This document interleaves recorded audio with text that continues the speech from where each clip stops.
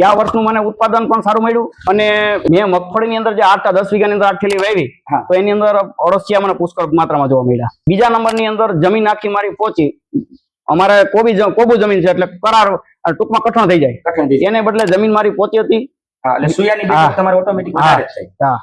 બરોબર. અને જમીન આખી ભરભરી રહેતી હતી. આ ખાતરની થેલી મેં વાપરી, એની અંદર છોડનો વિકાસ એ સારામાં સારો મને મળ્યો.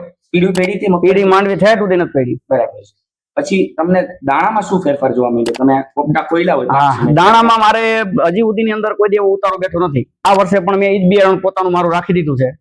ફોલવાળાએ મને ના પાડી દીધી કે આ માંડવી પલારા સિવાય ફોલાય નહીં, નકર એટલી કઠણ છે. 50 થી 52 ના ઉતારાની માંડવી મારે નીકળી. મગફળીની અંદર સૌથી કોઈ મહત્વનું ધ્યાન રાખવાનું એ છે તમારી જમીન જો જેટલી પોચી હશે એટલું જ તમારે સોયાની બેઠક વધશે. અને એમની અંદર જો કોઈ ખાતર સાબિત થાય તો પૃથ્વી અપૃથ્વી જે જમીન પોચી થાય છે એના જેવું તમને બીજે ક્યાંય જોવા નહીં.